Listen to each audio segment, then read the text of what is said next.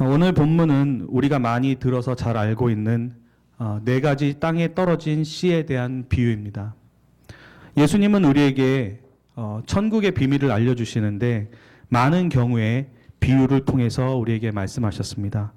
그 이유는 어려운 천국 이야기를 우리 일상에서 흔히 만나고 볼 수 있는 소재를 이용해서 좀 더 친근하고 쉽게 그 깨달음을 주시기 위한 것입니다.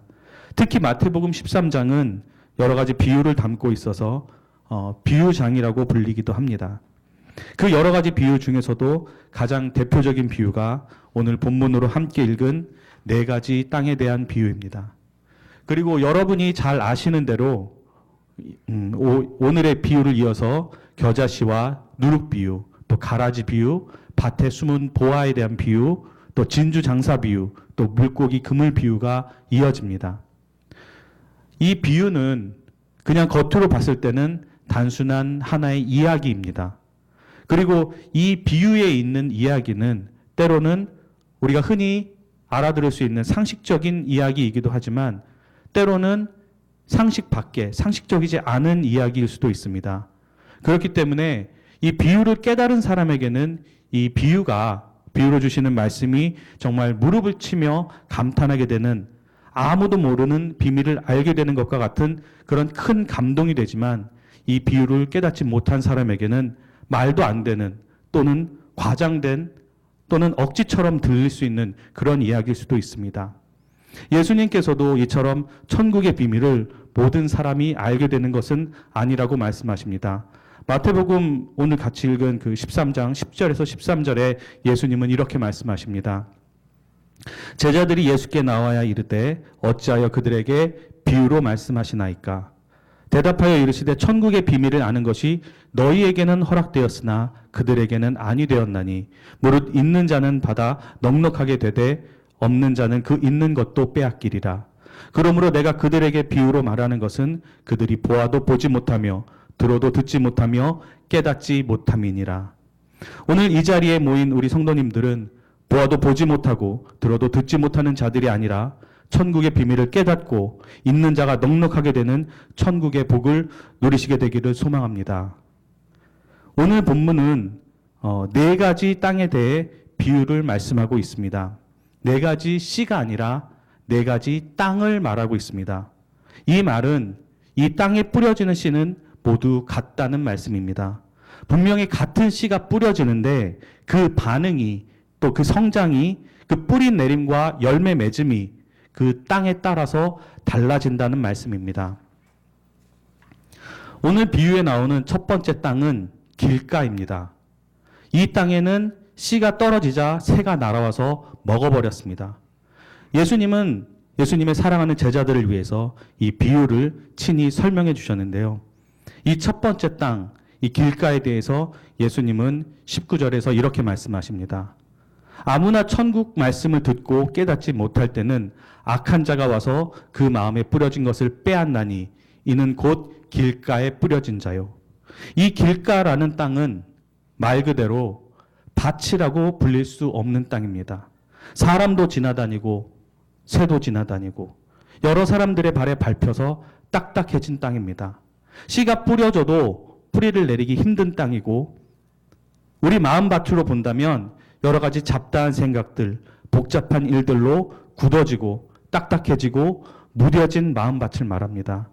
씨앗이 땅에 떨어져도 땅속으로 뿌리를 내리지 못하기 때문에 그냥 밖으로 노출돼 버립니다. 그리고는 예수님께서 말씀하신 대로 악한 자들에게 그 씨앗을 빼앗겨 버리고 마는 겁니다. 우리 마음도 이렇게 굳어지고 딱딱해지고 무뎌지면 말씀의 씨앗이 떨어져도 뿌리를 내리지 못합니다. 그냥 우리를 어지럽히는 생각들에 말씀의 씨앗을 빼앗겨 버리게 됩니다. 그리고 그 다음으로 예수님은 흙이 얕은 돌밭을 말씀하십니다.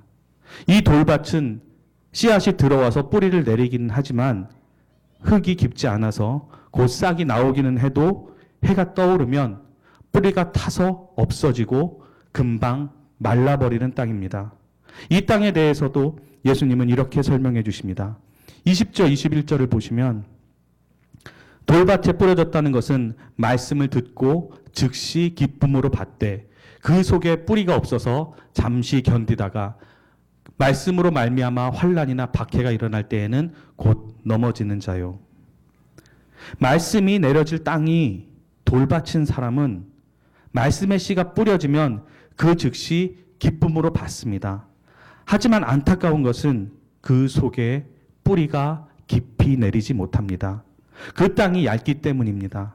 그래서 그 뜨거웠던 기분도 잠시 환난이나 박해가 오면 쉽게 넘어지고 포기하고 맙니다. 평소보다 조금만 강한 압박이 들어오거나 삶에 어려움이 생기면 실제로 무슨 일이 생기기도 전에 지레 겁을 먹거나 또 신앙 때문에 오히려 나쁜 일이 생긴다고 하면서 신앙을 또는 교회를 핑계로 만들어 버립니다. 이것은 뿌리가 내리지 못할 정도로 그 밭이, 그 흙이 두껍지 않기 때문입니다. 세 번째로 예수님은 그 씨앗이 가시떨기 위에 떨어졌다고 말씀하십니다. 이 가시떨기에 떨어진 씨앗은 가시가 그 씨앗이 성장할 기운을 막아버립니다. 22절 말씀을 보시면 예수님은 가시떨기를 이렇게 설명하십니다. 가시떨기에 뿌려졌다는 것은 말씀을 들으나 세상의 염려와 재물의 유혹에 말씀이 막혀 결실하지 못하는 자요. 씨앗이 자라고 열매를 맺어야 하는데 가시가 씨앗보다 빨리 자라고 더 많기 때문에 그 기운을 막아버립니다. 그리고 그 가시가 바로 세상의 염려와 재물의 유혹이라고 말씀합니다. 한 발은 여기에 딛고 있지만 다른 한 발은 아마도 다른 곳에 딛고 있나 봅니다. 세상의 염려가 머릿속에서 떠나질 않고 마음속에는 평안이 없고 재물의 유혹 때문에 조금만 더 하는 그 욕심 때문에 천국의 씨앗, 말씀의 씨앗이 자라지 못하고 가리워지는 것입니다. 그리고 마지막으로 우리 모두가 소망하는 땅이 나옵니다. 그 땅은 좋은 땅입니다. 그리고 이 좋은 땅에 떨어진 씨앗은 30배, 60배, 100배의 결실을 맺습니다. 예수님은 이 좋은 땅에 대해서 23절에 이렇게 설명해 주십니다. 좋은 땅에 뿌려졌다는 것은 말씀을 듣고 깨닫는 자니 결실하여 어떤 것은 100배, 어떤 것은 60배, 어떤 것은 30배가 되느니라 하시더라. 좋은 땅에 떨어진 씨앗은 악한 자에게 빼앗기지 않습니다. 좋은 땅에 떨어진 씨앗은 뿌리가 얕아서 금방 말라버리지 않습니다. 좋은 땅에 떨어진 씨앗은 가시에 가려서 결실을 맺지 못하는 그런 일도 없습니다.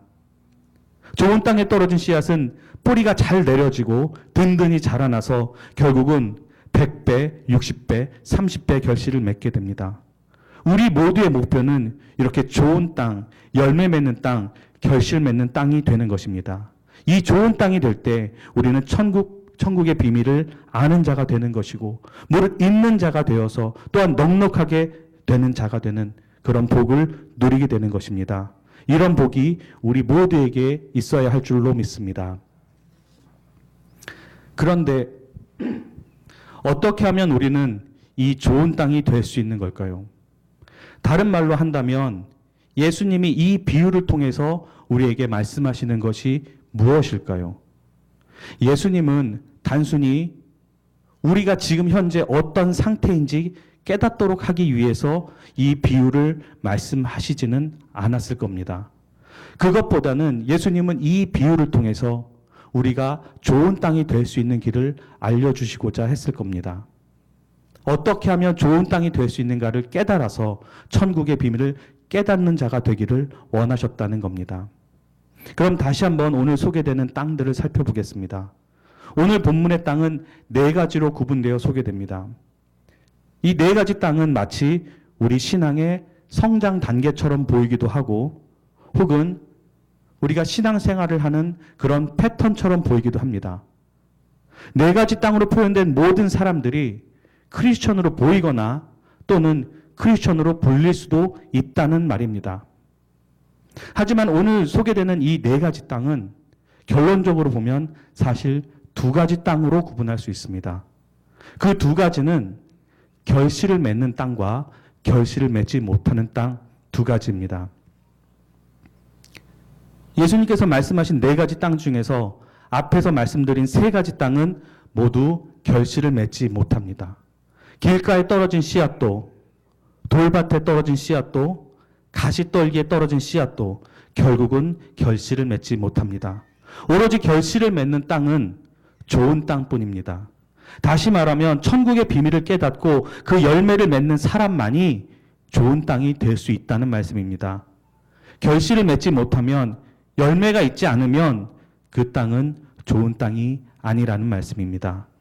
사실 우리는 이런저런 이유로 삶의 환경에 적응하고 또 우리가 살고 있는 이 세상에서 살아남기 위해서 어쩔 수 없다는 이유로 때로는 신앙을 양보하거나 때로는 신앙 양심을 감추는 것을 어느 정도 허용하고 살고 있는 것이 사실입니다. 하지만 이렇게 하다가 우리가 결실하지 못하는 땅이 된다면 세상의 염려와 재물의 욕심에 막히거나 환난이나 박해에 쉽게 넘어지거나 마음의 천국의 씨앗이 뿌리 내리지 못하게 된다면 그 몇 번의 양보 때문에 결국에 가서는 우리 생명을 양보하게 되는 그런 결과가 올 수도 있기 때문에 우리는 반드시 좋은 땅이 되기 위해서 평생을 노력하며 주님의 도우심을 구해야 할 것입니다. 그럼 어떻게 하면 우리가 좋은 땅이 될 수 있을까요? 그것은 이 땅들에 대한 예수님의 설명에서 알 수 있습니다. 4가지 땅을 설명하는 과정에서 예수님이 하신 말씀을 보면 공통점이 있다는 것을 알 수 있습니다. 그 공통점은 바로 말씀을 들었다는 사실입니다. 19절에서 23절까지 각각의 땅을 설명하실 때마다 예수님은 이렇게 말씀하셨습니다. 19절에 보면 말씀을 듣고 깨닫지 못할 때는, 또 20절에는 말씀을 듣고 즉시 기쁨으로 받되, 또 22절에는 이렇게 말씀하셨습니다. 말씀을 들으나 세상의 염려와 재물의 유혹에 말씀이 막혀. 마지막으로 23절에는 말씀을 듣고 깨닫는 자니. 근데 4가지 땅이 모두 말씀을 들었습니다. 하지만 그 반응이 달랐고 그 조건이 달랐습니다. 우리는 여기서 좋은 땅이 될 수 있는 첫 번째 길을 알 수 있습니다. 그 첫 번째 길은 우선 말씀을 들어야 합니다. 말씀을 듣지 않으면, 말씀의 씨가 뿌려지지 않으면 무슨 땅이든 소용이 없습니다. 말씀의 씨가 뿌려져야 결실이 있기 때문입니다. 그렇기 때문에 우리가 첫 번째 해야 할 일은 말씀을 사모하고 말씀을 듣는 것입니다. 우리가 말씀을 듣는 방법은 여러 가지가 있습니다. 우선은 말씀을 읽는 것입니다. 매일매일 큐티를 통해서 말씀을 읽고 묵상하고 또 성경 통독을 통해서 말씀을 읽고, 이렇듯 말씀을 읽는 것을 통해서 우리는 날마다 주님의 말씀을 들을 수 있습니다. 그리고 우리가 말씀을 들을 수 있는 아주 좋은 방법은 예배에 참석하는 것입니다. 공예배 참석을 통해서 우리는 말씀을 듣고 우리 마음밭에 말씀의 씨앗, 천국의 씨앗을 뿌릴 수 있는 것입니다. 우리 모두 말씀을 사모하고 날마다 말씀을 읽고 들으며 예배를 사모하는 2015년이 되시기를 진심으로 소망합니다. 두 번째로 우리가 좋은 땅이 될 수 있는 방법은 깨닫는 것입니다. 방금도 살펴본 것처럼 4가지 땅 모두가 말씀을 들었습니다. 하지만 다른 3가지 땅은 말씀을 깨닫지 못했습니다. 말씀을 듣고 깨닫지 못했기 때문에 결실하지 못했던 것입니다. 그럼 말씀을 깨닫는다는 것은 구체적으로 무슨 뜻일까요? 오늘 본문의 4가지 땅의 비유는 사실 마태복음뿐만이 아니라 마가복음과 누가복음에도 소개되어 있습니다. 그런데 각각의 복음서에서 이 깨닫다라는 부분을 다른 단어를 사용하고 있는 것을 알 수 있습니다. 마태복음에서 깨닫다라고 말하고 있는 이 부분을 마가복음에서는 받다라고 말하고 있습니다. 마가복음 4장 20절을 보시면 좋은 땅에 뿌려졌다는 것은 곧 말씀을 듣고 받아 30배나 60배나 100배의 결실을 하는 자니라. 마가복음은 말씀을 받는다, 영어로 하면 말씀을 accept 한다라고 말하고 있는 것입니다. 그리고 같은 본문의 누가복음은 이 깨닫다를 지키다라고 표현하고 있습니다. 누가복음 8장 15절 말씀을 보시면 좋은 땅에 있다는 것은 착하고 좋은 마음으로 말씀을 듣고 지키어 인내로 결실하는 자니라. 즉 말씀을 깨닫는다는 것은 단순히 머릿속으로 또는 마음속으로 이해해서 understand 한다는 것뿐만이 아니라 말씀을 받고 accept 하고 말씀을 지킨다, keep한다는 것을 말하는 것입니다. 특히 마가복음에서 말하고 있는 말씀을 받는다는 것은 단순히 말씀을 받아들이는 것뿐만이 아니라 말씀을 매우 기뻐하며 영접하는 것을, 환영하며 받아들이는 것을 말합니다. 다시 말해서 말씀을 깨닫는다는 것은 말씀을 사모하는 마음으로 받고 말씀을 머릿속으로 이해하고 마음으로 공감하며 나아가 이 말씀을 삶 속에서 지킬 때, 그때 우리는 말씀을 깨닫는 것이 되는 것입니다. 그리고 우리가 말씀을 듣고 진정으로 깨닫게 되면 우리 삶에는 결실이 맺혀지게 됩니다. 좋은 땅이 된 결과물이 보이게 되는 것입니다. 이 결과물, 이 결실이 바로 다른 땅과 가장 중요한 차이를 보이는 부분인데, 이 결실은 말씀을 듣고 깨달은 자에게 오는 결과물인 것입니다. 그것도 30배, 60배, 100배의 풍성함으로 이 결실은 돌아오게 됩니다. 우리가 말씀을 사모하고 그 말씀을 들으며 그 말씀을 깨닫는 자가 되면, 다시 말해 말씀을 이해하고 믿음으로 받아들이고 그 말씀을 지키는 삶이 되면 우리는 예수님이 말씀하신 그 좋은 땅이 되어가는 것이고, 또한 우리가 천국의 말씀을 듣고 깨닫고 말씀을 받고 그 말씀을 지킬 때 그 좋은 땅의 결과로 우리 삶에 30배, 60배, 100배의 그 풍성한 결실이 돌아오게 되는 것입니다. 이제 말씀을 마무리하고자 합니다. 오늘 본문은 예수님께서 바닷가에 나가서 앉으시는 장면으로 시작됩니다. 그리고 본문 2절에 보면 큰 무리가 예수님께 모여들어서 예수님이 배에 올라가 앉으시고 무리는 해변에서 말씀을 들었다고 기록하고 있습니다. 하지만 그 큰 무리 모두가 예수님의 가르침을 깨달은 자가 되지는 못했습니다. 처음에도 말씀드렸지만 제자들이 예수님께 비유로 말씀하신 까닭을 물었을 때 예수님은 제자들에게 이렇게 대답하셨습니다. 그들이 보아도 보지 못하며 들어도 듣지 못하며 깨닫지 못함이라. 하지만 제자들을 향해서는 비유를 풀어서 설명하시며 너희 눈은 봄으로 너희 귀는 들음으로 복이 있도다 라고 말씀하십니다. 여러 가지 땅이 있지만 모든 땅이 결실하지는 못합니다. 많은 사람이, 큰 무리가 예수님의 말씀을 들었지만 모든 사람이 깨닫는 자가 되지는 못했습니다. 오직 눈으로 보고 귀로 들은 제자들만이 천국의 비밀을 깨닫는 자가 되었습니다.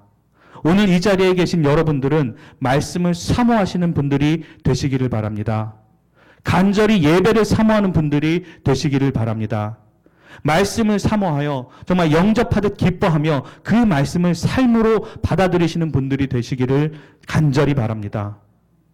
또한 말씀을 눈으로 보고 읽는 분들이 되기를 진심으로 바랍니다.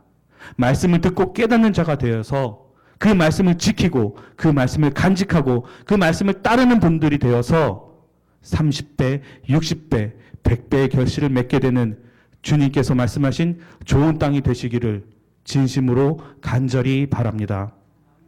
우리 함께 기도드리겠습니다.